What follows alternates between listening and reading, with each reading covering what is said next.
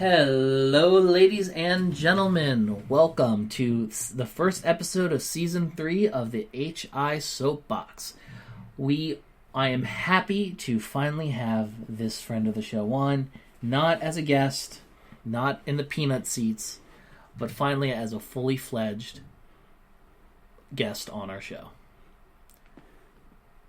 Ladies and gentlemen, Mr. Anthony Lopez. Hey there, Evan. It's nice to be on. How's the wife doing? My girlfriend is doing lovely, thank you. Oh, that's great to hear. The kids? If you mean her beagle, fantastic. I didn't even know she had a dog. I've seen it multiple times, and I honestly sometimes would rather spoon and cuddle with it than her. Because he's old and grumpy and a little cute old man. It's a beagle. He's adorable. I mean, yeah.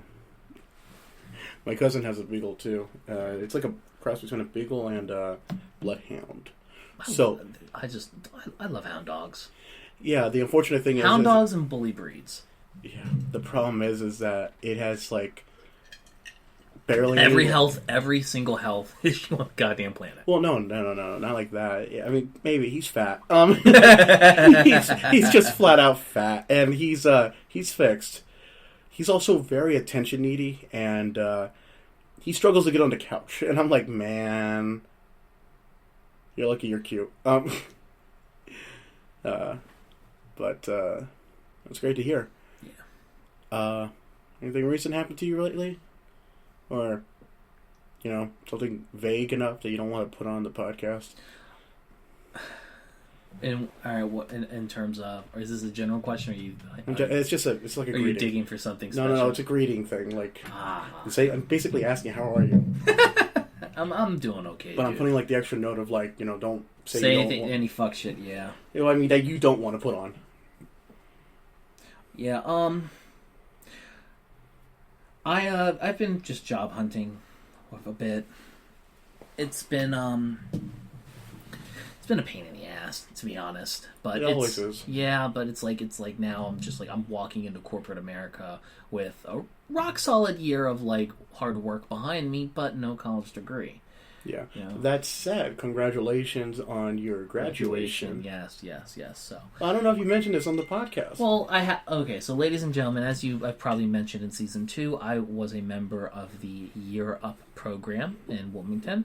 I was in the Java tract, and Year Up is a organization that closes the opportunity divide by taking people from zip codes that don't have a lot of opportunity and pairing those people with employers in Fortune 500 companies that have a large hiring gap and not enough well-adjusted professional applicants to fill positions at their companies. And they basically pairs them together and gets basically a lot of inner city and rural kids jobs. It's like a step up between like a trade school and a university, correct? Essentially, it's a year. It's 6 months of something called learning and development, which is a lot of like hard skill and a lot of soft skill development.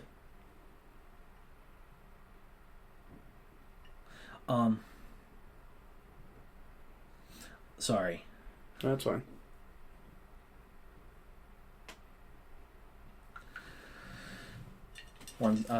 Sorry guys, I got a text real quick. I'm just gonna pause for a moment and we'll be right back. So we're live again, just so you know. So okay, well they didn't know the context beforehand. But enough about me trying to sell my liver. I'm working on getting a job at E-Trade. I think I wanted JP Morgan Chase. I just applied for. It's probably going to end up falling through, but I thought it was Bank of America originally. I was working at Bank of America. Okay. But for what I was saying about the Year Up, it's basically they train you for about 6 months. Mm-hmm. You get a bunch of hard skills and soft skills. And they train you in a certain type. I don't want to call it a trade, but it's like a trade. Like education, it's like they're teaching you all the skills needed to go do a particular job. That's a trade, right? And it's like, I'll be honest, like I've kind of like, if a job can be taught in a way, if you don't need to, I'm a kind of a believer in this. Not everything that's a trade is backbreaking work. No, of course not. Or involves like you possibly getting hurt. But what all trades are require.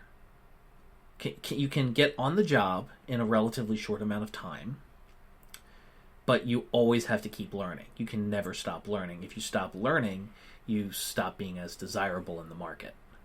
You start falling behind in terms of the competitive market compared to other people.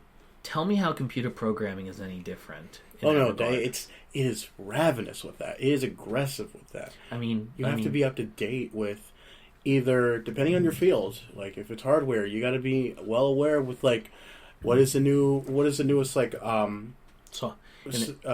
what is the most compatible software with your hardware. And then you have multiple different types of software. You have home computing servers. You have databases. You have database architectures. You have virtual machine, like you build a virtual machine box, like where you're having multiple desktops on one computer at the same time, and you need to build that to have a certain amount of power. Like that's vast. Software goes even deeper. You have front end development, back end development, full stack development, middleware development. You have security. You have database management. You have all different types of things, and all of these, none of it is stagnant. Yeah, and that's not counting optimization either. You can put software together and you can make it compatible with each other. Sure, yeah. How well does it run? How well does it agree with each other? Is there any backup issues with it? Is there any conflicting problems? Things like that. Same with hardware. Is there enough power flowing into it? Is there enough? Are the chips compatible? Is the motherboard even correct? It could be so much as a month old, and a model old. And I look at the three of us: you, me, and friend of the show Tyler Wilson. All of us are tech guys. Oh yeah, by definition, yeah. All three of us have vastly different skill sets in terms of what we specialize in. If I said, here's some money, and here's some money, go build me a computer that can pay this as best as it can, for this amount of money, you could go and know exactly what to get and do it, and more importantly, you can troubleshoot the hardware. Yes. In ways that your average PC builder could not. Yeah. Another thing you can also solder. You can work with our pie boards and solder hat and chain I'm sure you've probably explored the possibility of working with breadboards and working on burning creating your own little microchips and shit. I'm sure that's something you've looked at a little bit, maybe not in practice, but in theory. I would agree with you. Yeah, I looked at that in theory. Because Deltec doesn't offer the resources necessary to make your own boards and shit. But Tyler is he's an IT guy, but he's security. He give him enough time, he could break into your iPhone, he could break into a computer. It's he's not able to break into the NSA, but no, of course. He's a white hat hacker. He could be a white hat hacker. He could be some company could hire him to hack their site and look for vulnerabilities and get paid to do so. You could sum it up as... And I'm a software developer. I create the shit you see on the screen and make it work in the back end. Yeah. You could sum it up as easily as... And yes, we all can beat that Candy Crush level for your grandma. Well, hold on. I don't have the dexterity for that. I still suffer in Tetris and Puyo Puyo. But Bubble Bobble, too. Oh, yeah. I'm not good at those puzzle games. Yeah. Maybe Tetris. But that's because all you have to do is just make a line. I prefer the B theme of it more. Type B. The theme is pretty good. Mm-hmm. Tetris is iconic for that. But yeah. Did you know that the developer of that just got the rights back to it in the early 2000s? Really? Yeah. That explains why. The Russian government would not let it go. You know what? But they got democratic enough where they're like, all right, take it. But you know what? That makes a lot of sense considering there's a lot of Tetris stuff going around that time in the beginning, and even now, especially. Tetris has definitely made a comeback. Tetris Effect. Tetris 99 is one of the most downloaded games on the Nintendo Switch store. And Tetris Effect, believe it or not, that is a VR game, but it is Tetris still. But people love it because it's just a very soothing experience with Tetris. It's amazing. There's Tetris is a very soothing game. I play it for fun. Yeah, it's. I mean, if you're not playing the battle royale where you're focusing on your screen, you don't.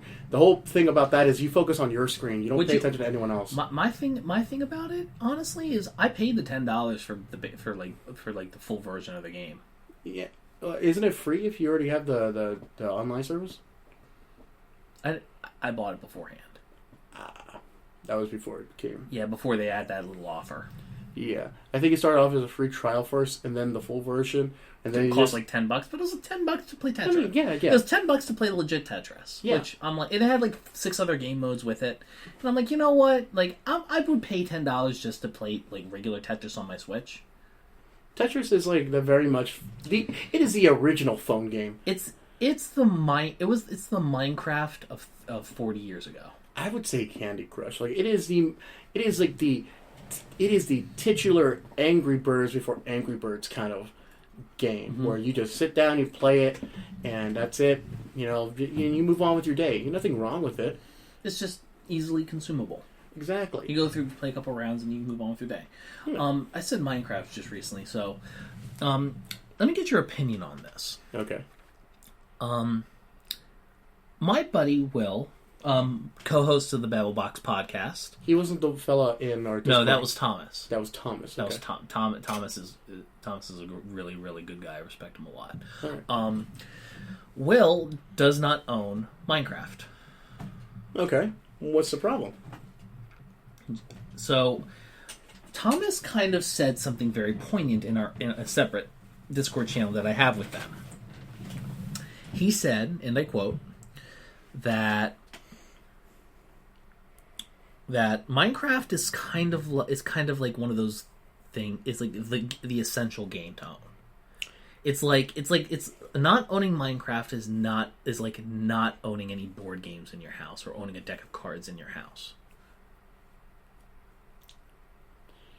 I can't say anything. I have a pack of Uno. you have something. Yeah. It's like everybody it's like. But I know what you mean. Right. It's like if you don't have any type of Uno cards, playing cards, board games, dominoes, nothing in your house, it's kind of weird. It's like having a console and you don't have the well-known console exclusive for it. It's like having a Zune. Yeah. When everybody else had an iPod. It's kind of weird. It's like it's you know. It's like having a Genesis without Sonic, Mario without the Minecraft. Super NES. Minecraft is one of those things. It's like it was like Destiny 1, but on a bigger scale. I wouldn't know. Like with Destiny 1 was one of those games that most people on PlayStation had. Yeah, most. That was me. Sorry. You want to take a pause real quick? We'll be right back. Yep. But yeah, it's like Minecraft is like it's like one of those games like where it's like where everybody has it, you know? Yeah, everyone's at least touched it once. Right. Everybody's at least touched it once, and most people own a copy. And it's like it's like the one thing that everybody can say if you can't, it's like Destiny for PlayStation 4 players back in the day. Destiny 1 was kind of like if you're trying to go on voice chat with your friends, like, yo, what should we play? Like, let's just play Destiny because everybody has it and it's easy. You can drop in, do a couple raid. Ironically, it was like the current gen version of Halo, pretty much. Basically, yeah. But it was a Halo knockoff. But even so, it's it's like Minecraft is that for like everybody. It's like especially now that it's multi-platform. Oh yeah, definitely. Not just multi-platform, cross-platform as well. The Bedrock version, at least. Right. The Bedrock version is. I mean, I think as a PC player, it's good to have both for a variety of reasons. But yeah, I definitely agree. Because like being able to play with everybody is super important. Just because like you want to play with your friends and you have those friends that are console only, but you also have friends that are PC only. Like, what the fuck do you and your computer's broken? You only have a phone. What the fuck do you play? Well, I mean, we also have a current friend that he's appeared on the podcast as well, who's never touched Minecraft at all. Czar, he's never played Minecraft. He's never touched it. To this day. Yeah. And you know what's funny? He bought it for his phone, and he's yet to play it. That's frustrating. He's got my laptop. My old laptop now. Alright, I get this job. I'm buying him a fucking copy of Minecraft. No, I mean, hold on. We're not trying to strong arm him. I'm just saying, yo, bro, here's a copy of Minecraft for PC. Enjoy. You'll probably be like, Evan, you shouldn't have. No, really, you really shouldn't have. He might like No Man's Sky more. I don't know. Because No Man's Sky is cross-platform. It's the only thing that's not on his phone and Nintendo Switch. Yeah. Yeah. It's on. It's on. Like if you got No Man's Sky, you and I could play right now. Yeah. Granted, when you're free PlayStation. Yeah. By the way, did I show you this controller I got? It is a generic controller. Where'd you get it? Amazon, $15. I will give you the 50 right now to order it. No joke, because like I have a PS4 controller and it's wireless. I have a PS4 controller. Warning: the dongle is a little fucking wonky, so you gotta be gentle with it. As you can see, the duct tape surrounding my thing. It looks like it kind of cracked open in the middle. Yeah, it's that they went cheap on the dongle for it. Yeah, I will definitely. But I mean, as far as everything else, like this is a controller I use whenever I stream Dead Cells. It has like little back buttons. Oh yeah. my god. Yeah. Dude, this is really comfortable. It is the format of a Xbox controller. Well, okay, it's Steam, Microsoft. It looks like a Pro controller, but feels like an Xbox controller. Yeah. I am definitely... It even has a little turbo button. You know how hard it is to find controllers with those nowadays? Yeah, but the turbo button was kind of always just kind of like an afterthought. It never really did much of anything. It was good in certain games. I remember one platformer, like beat-em-up platformer game, and I would put on the turbo button and just hold down the attack button, and it was like every frame was a punch attack. It ate through bosses' health and it ate through enemies. So it was busted. It was busted. That's why it's called a turbo button. It's like it's doing multiple inputs of the same button, but like just repeatedly, like as an AI would. Sidebar. You gonna join? I know this is like on a podcast, whatever. You gonna join us tonight for Hexit stream? Yeah, of course. You gonna play with us? I will watch because I still have to do my own things in the background. This is very true. Yeah. How's your dad doing? My father's doing fine. Currently busy. Right now, a project of ours is trying to get our own place, like our own house. Like I mean, he doesn't want. Not paying rent. Yeah, he doesn't want to pay rent. He wants to own, and he doesn't care about the mortgage. Meanwhile, I care about the mortgage because it's going to go on my name. Why do you keep letting him put shit in your name? Well, no, listen, because I have no credit, and it's actually a good idea to put shit in my name. As long as it gets paid. Of course. He'll make sure it gets paid. But he wants it in my name. Because at the end of the day, despite how... I don't want to say cold, but cold. Strict. Firm your father is. Okay. I know that he also cares deeply about you, so you don't necessarily have to worry about him fucking you over. Yeah. The man has worked a very let's put it like this. This man has really put his body through the ringer more time through labor and shit like that, to the point where he's just like still a better life than the one he left behind. Oh yeah, definitely. But more like he's like one of these days I'm gonna like just my back is gonna probably collapse on me. He's like, and I'm not just gonna be able to do like manual labor anymore.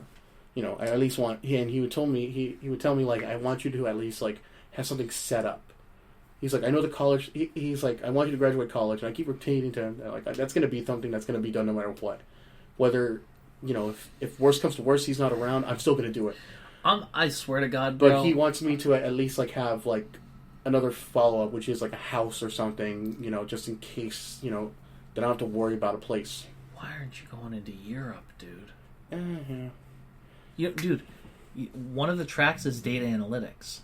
I know. It's just working with Excel sheets. Here's boring, but... I know, Evan, but it's now a personal choice. It's not a matter if I don't want to. Yeah. It's not... Like, listen, I respect Europe and what it's done for people and you. I've seen it, and even though you recommended it to me, I don't ignore it. I go in the back and look at it, research it. And I'm actually surprised at what I've seen. Now, I have they're not blowing smoke up your ass. No, and I know you're not, definitely, but I have no ill will towards them. But I've already had my idea set. And you have your path set. It's just... And I'm already this deep in. I just want to make sure, as your friend and brother, I want to make sure that you're looking out, and I get it. Have a well-paying job. Yeah, I know. And the thing is that, like, Evan, if you recommended this to me, like, maybe a couple years ago, things would be different, definitely. But at this point, I'm way too deep in now, To what? my credits and shit. Like, I'm not gonna ditch it now. You can join Europe without having to go to college. I mean, with a college degree. There was a guy I knew who was a UD graduate. See, why didn't you just say that then? You never said that. You could have just said, like, you could have went in with a degree. Then, like, shit, that changes things. Yeah, you finish. Then that changes things. I will probably just go then after I get my degree. Definitely.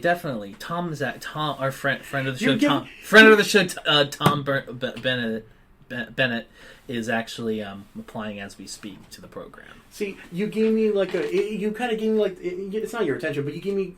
Did I give you the impression that it was like a weird ultimatum, like you have to, like either one or the other? And I'm like, Evan, I've been doing this thing for a while. That was me. I hate college. And that's fair. Like, listen, I will always say that college is not for everyone.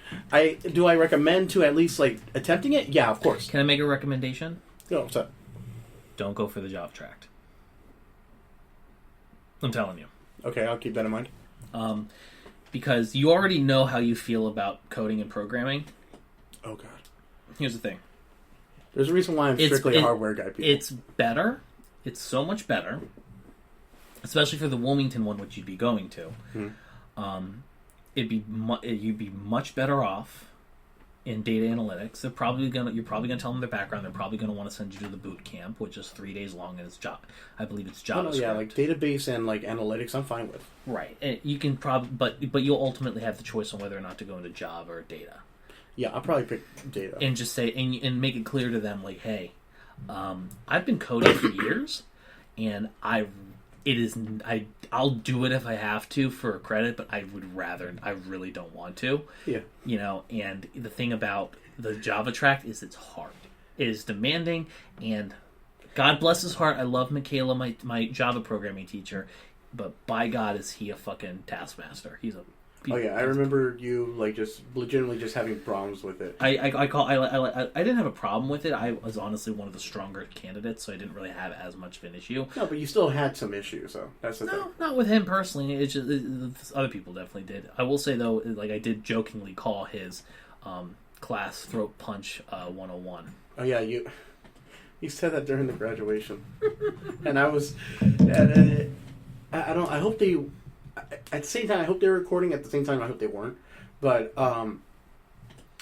you could just kind of like see me when you said that. Like I'm looking at you, like what the hell did you just say? Right, but everybody in the Java on screen was pissing themselves laughing because they know. Yeah, I mean they know. It's definitely like the definition of an in-joke, duh. But like here's the thing: it's a boot camp. Yeah, and he works. That guy, Michaela, I was talking about, where he's an instructor at Zip Code, so he's no joke. It's hard. It's hard. It's like, hey, if you ever went to the military, this is the closest experience you're going to get. Basically, like, Zip Code is 3 months. Mm-hmm. It's 3 months. I barely made it through 6. Yeah. It's 3 months. I can't imagine. Holy shit. So I do not envy you or anyone else who went through that. And consider my skill. In my prior knowledge. Oh, yeah. Now imagine, everybody, except for like one other person, had 0 experience with code. None. Now imagine going from never looking at a line of code in your life to building full stack applications and APIs in 6 months. I can't even imagine. Listen... It's doable. Oh no! But you gotta want it, and you gotta have the headspace for it. And we had about 3 or 4 people drop. Like we had one person drop out, and we had nobody drop out during L&D, but they moved over to data instead. Yeah, they're like, "Fuck this shit, I'm out." Yeah, but to this day, though, that man is by far the greatest, better than Mailman, programming teacher I've ever learned under. He's phenomenal, and I respect him because that man very well with his skill could go to any company and write his own check. Pretty much, he's that good of a coder, but here he is. And he decided not only teaching us, but teaching people in Zip Code and teaching kids in Africa how to code too. He's there teaching. He is a man that is like, he's like, I know what I am. I know where I am. He's married with He's like, no kids. He's like, I know what I could do. Let me pass this on. Like, listen, I may not have a kid to pass it on, but let me pass on the knowledge. He is a, like, he is a African immigrant who grew up in a New York ghetto, clawed his way out, and now has the capacity to work 6-figure jobs as a software engineer. That is, how can how can you not respect that man? Even when he tells you, if you don't finish your fucking homework, I'm gonna kick you in your damn throat. That is the American dream. I mean, the American dream for coders. Basically, it's the American dream. Period. He has a house, a flush bank account, a beautiful wife, and pays and oh no, I'm debt. just talking about like his like strictly his job, like and like his payouts and shit like that. That is strictly the American dream for coders. Like, not gonna lie, or anyone in IT basically. And you want to know what? He doesn't have a degree. He worked his ass off to get that. Again, it kind of goes back to my point earlier that I said, like, you don't have to go to college. I am so sorry that I made it seem like you needed to pick between the two. It's fine, Evan. You know what? Listen. I'm glad at least it was here, and instead of like somewhere else down the line.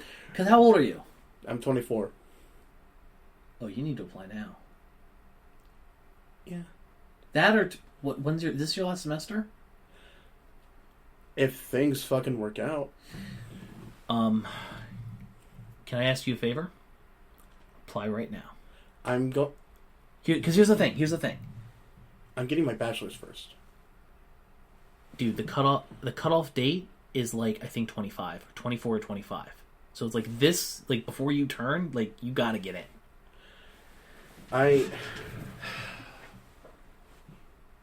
think we went into this before. Yeah, so here's the thing. Your creds will still be there at Deltec. Yeah, but I don't want to take a break though, that's the problem. I get it, but here's the thing. If you get college credits for learning and development from Wilmington University. Can we talk about this later? Because yeah, you're right. I don't want this podcast to be just strictly what are Anthony's life choices. You're up the advertisement. Yeah. But let's ridicule Anthony for half an hour. So when are you and I going to sit down and start doing our progression series thing? I don't know. Like, I still got to do some things for my channel. I've already told you a little bit, but so like going back to that generic controller that you showed me, which is really nice, by the way. I'll send you a link. That'd be great. So one of my games that I was trying to do, you kind of inspired me. Not gonna lie. There's 3 games that I was trying to at least play through. They're on Steam, which was, I mean, I was gonna go back to basic Sonic, because I'm a whore like that. I hate fun. Your banner on your channel is anything to go by. You know how hard it is to find a decent banner. That is the most decent one I could find without making it myself, and I do not know how to make it myself. I might pay my girlfriend to make my YouTube banner. Honestly, I'm thinking about asking my sister to do that. Yeah. Anyways, so 3 games I was going to go through was... I would love to see like a Chibi Sonic, Chibi Dante, Chibi anime boy from Kingdom Hearts. What the fuck is his name? Sora. Yeah. And just seeing them, like just a bunch of the chibi characters from like the things that you've played, just like fucking punching each other around like Solar Sonic 21. You know, it's either that or have like little plushies of each one next to a controller, and it's like okay, it's like yeah. Anyways, so there's 3 playthroughs that I was trying to go through on my channel, and it was taking forever to get the right settings and everything because I'm a stickler for that. Right. It has nothing to do with the recording software, but it's like. I'm trying to get the most out of these games and showing off the most I can without it glitching up the ass. Right. So, one of them was Sonic Generations. Huh. That one's actually a really fun game, and I found like some really good mods that are enhanced. That makes it almost like a PS4 game, even though it's a PS3 game. Another one was Sonic Adventure 2 Battle. Thanks to your review, I wanted to actually go through the story on that one. But there is a mod called the Cutscene Revamp and higher textures and stuff like that. Basically, it fixes the lighting, the textures, some graphical effects, and it makes all the cutscenes 16:9. And and and some things that adjust the physics and stuff like that for certain things, certain characters, just to make it like a more fulfilling experience. And I was actually going to go through that. Another one. Keep going. Another one that I was going to go through was on my channel. There's already a playthrough of Sonic Adventure, the first one, and that one's already done through the story mode, and with a little extra part a couple extra parts at the end before the finale, which is the Chows, which I've already gotten all the emblems in that thing. So what I was going to do... God, they're so damn cute. They are. But what I was going to do was I was going to actually 100% that now, since I already had the Chows out of the way. And where that's a lot of the busy work. Oh yeah, that was more of the time sink, and I'm amazed that I only those videos ended up being one was 15, the other one was 21, which I'm glad they ended up being. I ended up showing what I had to, but with those out of the way, and I already have all the emblems in them, I could start doing the actual stages and showing off where all the emblems are, and they're not hard. It's just each mission has 3 emblems, and you get one for just completing the mission period. The second one is do this with 50 rings at the end. And the last one's do this in a certain amount of time or some obsolete objective. And so far I've been recording those, and I've already gone through half of the characters already, doing all of them. So I'm trying to figure out which one I should put more effort into. So what do you want to put more effort into? Well, I mean, all 3 of those pretty much, but I need to prioritize one, because I don't want the schedule being okay, 3 parts of this game, 3 parts of this game, 1 part of this game, and then going back and forth and like that. I'd rather it be all consistent where it's do Sonic Generations. Alright. Simple as that. Executive decision. Yeah. Alright. I will actually... That game is pretty short on its own, so I will probably just do 100% of that one. Yeah. What... Have you, Did you ever see the new Yu-Gi-Oh! Announcements? No. So they announced a new card, which is interesting. One's a fusion, one's called Greater Polymerization. What does it do? Use at least if you can fusion summon a monster from your extra deck. Using at least 3 monsters from your hand and field, and the monster summoned using this card also gains the following effects. It gets piercing battle damage against defensive monsters, and it also can't be destroyed by card effects. Wow. What's the drawback? So there's no drawback. The drawback is that you have to use 3 monsters from your hand and field. Wait, 3 from each, so 6 in total? So at least 3. Oh, okay. So you can't just use 2. It has to be 3. So, okay. So, my preferred archetype, the Shaddoll archetype, is already kaput. So, okay. So does that ignore the fusions of, the fusions requirement of saying, it needs these 2 specific cards? No, it does not. So it still needs those 2 specific cards and an additional one. Right, so instead of using a polymerization, if you use greater... So say you wanted to summon Ojama King. Yeah. Jump blue, black, and green. Yellow, black, and green. And you still need an additional... No, that makes those 3, okay. And then that Ojama... Then you put that in defense mode, and Ojama King can't be destroyed by card effects. Okay. It also deals piercing battle damage when Ojama Country is on the field. So let's say if I was going to do... It also has 1,000 attack when Ojama Country's on the field, so then you can start just ramming into shit. Yeah.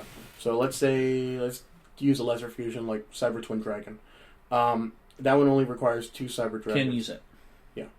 But Cyber End Dragon, 3 Cyber Dragons, could. Yeah. But going back on it, it's horrible. It would be a horrible idea. But I could use Greater Polymerization with Twin Cyber Dragon with the payoff of another Cyber Dragon, correct? To fill the 3rd requirement? No. It's 3 separate monsters. 3 separate, okay. So by title, they have to be different. No, it's like... So if you were to summon 5-headed dragon, you could use any 5 dragons to summon it. So it's like Greater Polymer. You know how polymerization, you can summon any fusion monster using monsters from your hand and field. Yeah. Greater Polymerization It says using at least 3 cards from your hand and field as material. So what that means is fusion monsters that require only 2 materials can't use greater polymerization. So it has to be 3, which is the absolute limit. Correct. That's the absolute minimum. So if I were to, like, say worm 0, which is like any 3 worm cards, or any 2 or more worm cards, right, I could use greater fusion with that. Right, and protect it from destruction at the same time. Yeah. Alright. But so it will work on Cyber End Dragon or Cyber Infinity or anything that requires Cyber Dreadnought. Anything that requires 3 more than 2. Right. And they also have another one. I forget the exact name of it, but it has this bonkers ass effect. Once per turn. And only once that turn, so it's a hard once per turn. You can pay multiples of 2,000 and activate any number of effects, of any of the effects, up to any number of the following effects, up to the multiples of 2,000 that you paid. And you can activate only each effect once per turn. First effect. If this card gains the difference in life points between your opponent, this card gains gains the amount of half of the amount that you paid in terms of life points. So if you paid 6,000, it's already a 3,000 attack monster. It goes up to 6,000. Only for that turn, though, correct? Only for that turn. And no other monsters you have can attack. That's a high risk. High risk, high reward. Yeah, there's a couple of equip cards and other things you can do to boost it up past that 8,000 mark, but that's... I mean, yeah, but then that's also not counting if your opponent doesn't have, like, Mirror Force or something. Second, destroy exactly 3 cards your opponent controls. See, that's good. But if your opponent only has 2... it won't apply. Can't use it. So you have... And here's the most bonkers effect. Add 1 spell card from your graveyard to your hand. And that could be any spell card? Any spell card. Okay. So in my deck, my Shaddoll Invoked deck, it's just a fusion extravaganza. Yeah, it's basically Heroes deck, pretty much. It's basically like half the fusions are floodgates, half the fusions are extenders. So Heroes deck. Basically. So, like, if I get a good enough hand, if I get a good hand uninterrupted, I can end on 3 fusions, two traps, and a set quick spell. If I end up getting the worst hand possible and negated, 2 face down cards, defense position pass. But usually those two face down, one face down card can usually get me out of the game, or the flip effect can. Mm-hmm.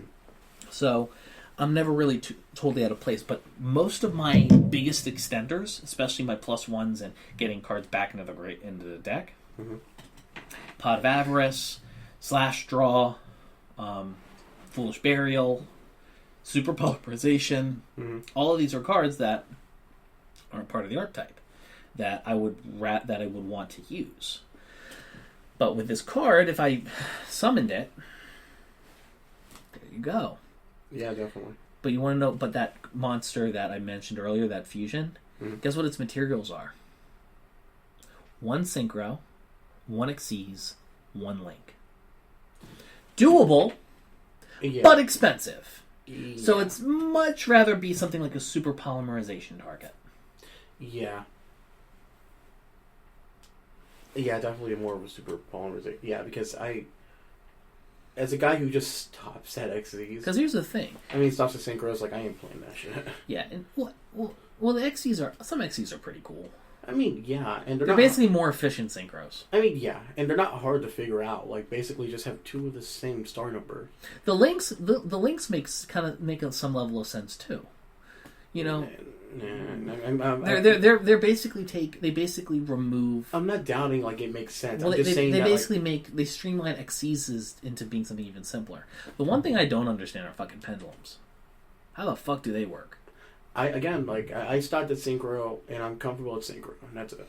And especially given what the current metagame is, there's a ritual deck that's tier 1 right now. Oh shit. Drytron. They're actually pretty fucking cool. Jontron? Drytron is what they're called. So what they are essentially is, they can't be normal summoned or set. Mm-hmm. To level 1, and their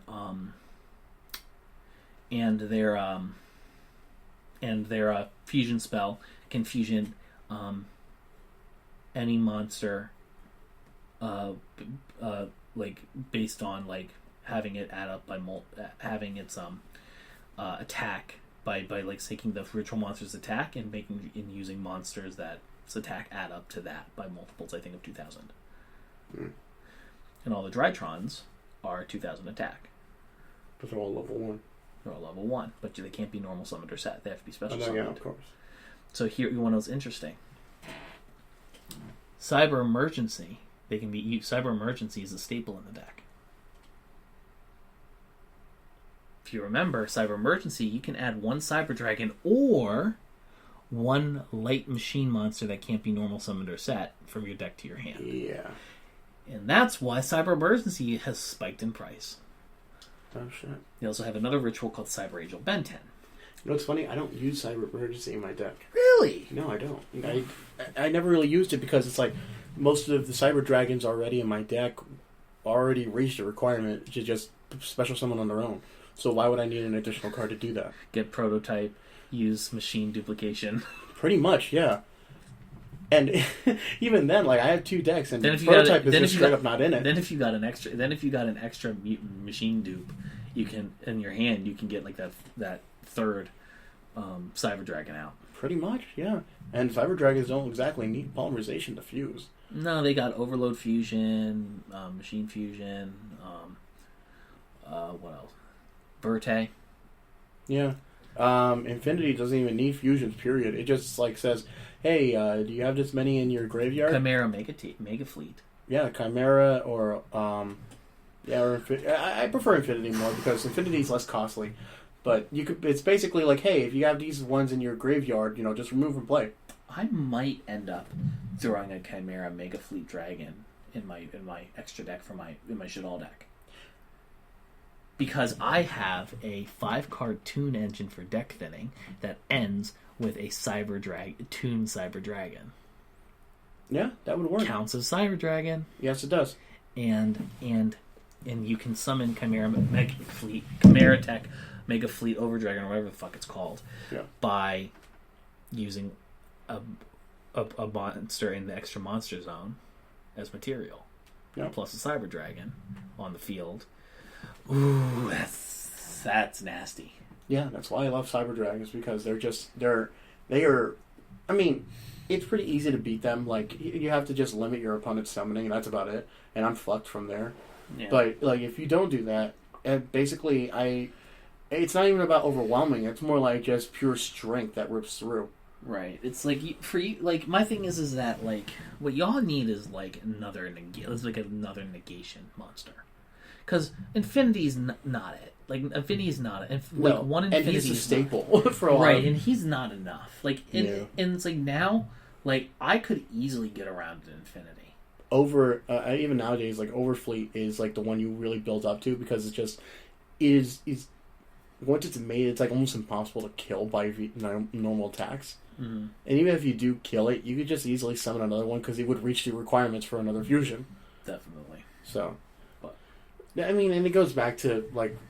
So, another deck that I play is Red Eyes. And Red Eyes... Red Eyes has gotten some buffs recently. Yes, they have, and I'm really happy. Guess what I saw when I was at Rite Aid? What? The other day. What? With Mariah. What? 2 boxes of the Blue Eyes Structure deck. Somehow still sitting there. Yeah, that's a good point. I wanted to buy them. I have a Blue Eyes, but I know, but I'm not in a position where I can spend money like that. I bought a Blue Eyes built deck that was like $10, like fucking. The Blue Eyes deck is kind of busted in a way. Oh yeah, it is good. It's like, but I murdered that fucking deck just to pick and choose certain dragons that I could put into my dragon deck. Yeah, I mean, to be fair, like some of the level 1 monsters in that are great. Like, in putting them in a Red Eyes engine. Oh yeah. You like with all those level 8 synchros I will end up having access to. Holy shit! Red Eyes is the definition of jack of all trades, master of none. It doesn't hit hard as Blue Eyes. It doesn't have the. It doesn't have like the problem is it doesn't excel in anything well enough to be good. Yeah, that's the problem with being jack of all trades. Hey, it doesn't overwhelm like Blue Eyes. Hey, at least Red Eyes is part of the collective consciousness enough to get more support. My Gravekeepers have been fucked since 2017, and I'm happy for that. Bite me. I miss my Egyptian boys. Yeah. I moved over to Shadol Invoked because of that. But it's not like I'm playing this deck because I get the best like feeling out of it, but it's like it's not. I kind of wish it was mine. Yeah, it's like for me, it's like I can't even play Gravekeepers because I literally like. I mean, even with all of the support that Red Eyes gets, it still doesn't have the overwhelming like floodgate that your Gravekeepers have. But that floodgate is easily broken. Yeah, but it's easily broken by monsters that can overpower, which Red Eyes can't. My deck dies to Cosmic Cyclone. Galaxy Cyclone, I mean to say. Still. Like, I can't... It's not like... My opponent pays 1,000 life points, banishes my card, and they're able to pop off for the rest of the fucking turn. Now, if they're stupid and don't realize the... They don't know which ones to get rid of. Right. It's like there's an order. It's like get you can't honestly I'm much better off the Gravekeeper deck dies to battle. At least with Shadal's, I have the option. But two of their monsters, one monster doesn't die to battle, another monster doesn't die to card effects, and the one that doesn't die to card effects is their fucking floodgate. Mm-hmm. For the summoning, you can only special summon one monster per turn. And then, usually, when it comes to my turn, I'll immediately fusion summon using the Shadal as material to get it the fuck out of there. Yeah. But... I mean, even then, again, it goes back to, like... You ever tried Grand Maju? Grand what? The Grand Maju Deiza deck. What is that? Banish focused, battle heavy. It literally focuses on making sure as many cards get banished as humanly possible using cards like Macrocosmos, and bolstering your life points using cards like Soul Absorption, which you gain 500 life points every time a card is banished. So they play one Pot of Desires, that's an immediate 5,000 life point gain. And then they use a level 3 monster called Grand Maju Deiza that gains 300 attack for every single banished card. After one turn, I'm facing down about 7,000 attack monster. Yeah. After turn 2, it's definitely something I'll consider. I don't know. It's a cheap deck. Yeah. You could literally build it for under $20. Oh, I thought you meant cheap as in it's a real dickish deck to play. No, it's not necessarily. It's some decks just don't handle banished cards very well. No. And Harpy's Feather Duster is only at 1. Yeah. Some decks don't even play it. Most decks don't even play it. Well, no, because how often do you come across that? Well, I main deck it, that and Regeki, because Regeki is just a graveyard, though. It's not. No, Regeki destroys all monsters your opponent controls. Harpy's Feather Duster destroys all spells and traps. I am thinking of Regeki Break. Yes. Discard one card, destroy one monster your opponent controls. Yeah, no, it's not that one. But so those they recently legalized the limited put in the TCG they put Harpy's Feather Duster to 1. Yeah. If you wanted to fuck over my Gravekeepers, play one of them and I'm fucked. Yeah. I mean, it definitely would ease the load of the stupid amount of Regeki breaks or spell or trap By the destroyers. way, traps are actually viable now. Oh, really? Not all of them, but most of them, like the good ones at least. So you know, it's like not so. Well, no, not even those. No, Mirror Force still is kind of not great. But the thing is that like, yeah, the game has gotten so fast. Like certain effects don't even matter anymore. But like the way I really like this current meta because like certain decks die to other decks. Drytron dies to any type of like summon limiting. Meanwhile, it's Counter the Pile, which has about 6 or 7 different archetypes in it by itself. Like if it gets like negated 2 or 3 times, it just bends over. There's nothing it can do. Yeah. You know, the way Konami has done it is that like the current decks that were like oppressively strong back in the day aren't. It's a rock paper scissors format now. Sort of, yeah, but like there's 5 different decks and archetypes that are like those 2 Eldritch, a couple others. Like it's really really cool. So it's like almost like an elemental chart, like sort of, yeah, but like it's like this beats this is stronger than this, you know. But unlike the last few years where it was just like 1 maybe 2 archetypes, like having representation, it's lovely. Oh yeah, definitely. Side note, on a complete 180 from this,